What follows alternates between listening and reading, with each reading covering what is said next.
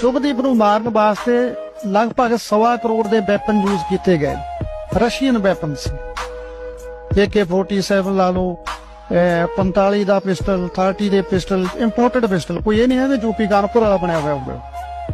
Grenade ਲੈ ਕੇ ਔਰ ਇੰਨਾ ਵੱਡਾ ਹਮਲਾ ਕੀਤਾ ਗਿਆ ਤਾਂ ਸਿੱਧੂ ਗਲਤ ਕੀ ਕਰਦਾ ਸੀ?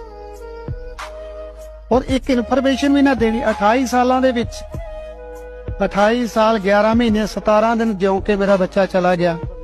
ਇੱਕ ਦਿਨ ਵੀ ਕਦੇ ਮੈਨੂੰ ਕੰਪਲੇਂਟ ਨਹੀਂ ਆਈ, ਕਾਲਜ ਪੜ੍ਹਦੇ ਤੋਂ ਨਹੀਂ ਆਈ, ਸਟੇਜਾਂ ਲਾਉਂਦੇ ਤੋਂ ਨਹੀਂ ਆਈ, ਬਚਪਨ ਦੇ ਵਿੱਚ ਕਦੇ ਘਰੇ ਲੰਬਾ ਲੈ ਕੇ ਨਹੀਂ ਆਈ। ਜੇ ਕੋਈ ਉਹਦੇ ਚ ਕਮੀ ਸੀ ਉਹ ਮੈਨੂੰ ਤਾਂ ਦੱਸ ਦਿੰਦੇ। ਤੁਹਾਨੂੰ ਪੈਸਾ ਚਾਹੀਦਾ ਸੀ, ਮੈਨੂੰ ਤਾਂ ਦੱਸ ਦਿੰਦੇ, ਭਾਈ ਤੇਰੇ ਪੁੱਤ ਨੂੰ ਮਾਰਾਂਗੇ, ਨਹੀਂ ਤਾਂ ਦੇ ਦੇ ਪੈਸੇ। ਮੈਂ ਪਤਾ ਕੀ ਗੱਲ ਹੈ, ਮੇਰੇ ਗਾਣੇ ਪਰ ਮੈਂ ਤਾਂ ਇਹ ਸੋਚਦਾ ਰਿਹਾ ਮੇਰੀ ਕਿਸੇ ਦੇ ਨਾਲ ਦੁਸ਼ਮਣੀ ਨਹੀਂ ਹੈ। ਸਭ ਤੋਂ ਵੱਡਾ ਬਾਈਕਾਟ ਹੈ ਨਸ਼ੇ ਤੇ ਜੀ। ਹੋ ਸਕਦਾ ਸਾਡਾ ਸਾਰਾ ਪਿੰਡ ਸਿੱਧੂਆਂ ਦਾ ਲਾਉਂਦਾ ਹੋਵਾਂ ਜੀ, ਉਹ ਸਾਰੇ ਸੈਲੀਬ੍ਰੇਟ ਕਰਦੇ ਸਾਰੇ ਪਿੰਡ ਦੇ